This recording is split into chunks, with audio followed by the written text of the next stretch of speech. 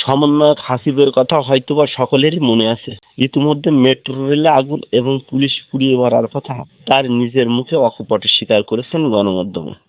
যদি মেট্রো রেলে আগুন না দেওয়া হতো, যদি পুলিশদেরকে না মারা হতো, তাহলে বিপ্লবটা এত সহজেই অর্জিত হতো না, কিংবা ফ্যাসিবাদের পতন নিশ্চিত করা যেত না। সুতরাং এখানে কিন্তু নিয়মের ব্যত্যয় ঘটিয়ে পৃথিবীতে যত বিপ্লবের ইতিহাস আপনি দেখবেন না কেন, সবগুলো ইতিহাসই কিন্তু সংবিধানের কিংবা নিয়মের বাইরে গিয়ে কিন্তু বিপ্লবগুলো সংগঠিত হয়ে থাকে। তবে এর মধ্যে একটি অনুসন্ধানে উঠে এসেছে, সচিবালয়ে আগুন লাগার ঠিক 5 মিনিট পরে সমন্বয়ক হাসিবের ভেরিফাইড ফেসবুক থেকে একটি পোস্ট করা হয়। তখন সচিবালয়ে আগুন অল্প দেখা যায় ভিডিও স্ক্রিনে। এত নিরাপত্তা থাকার পরেও এখনো পর্যন্ত কোনো কার্যকরী ব্যবস্থা কেন নেওয়া হয়নি, এমনটি প্রশ্ন তোলা হয়েছে নেটিজনদের পক্ষ থেকে। তো দর্শক, কি বলছে নেটিজনরা সেটি জানার আগে আপনি যদি আমার চ্যানেলে নতুন হয়ে থাকেন তাহলে চ্যানেলটি সাবস্ক্রাইব করুন।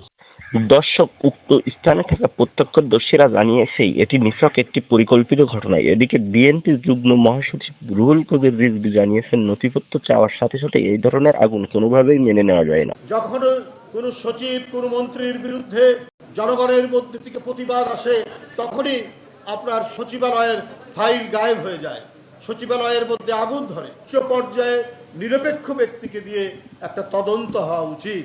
শেখ হাসিনার এবং তার দোসরদের কিছু নথি চাওয়ার পর সচিবালয়ের অনেক নথি পড়ে যাওয়া এবং ভয়াবহ অগ্নিকাণ্ড, এইটা মানুষকে ভাবিয়ে তুলে।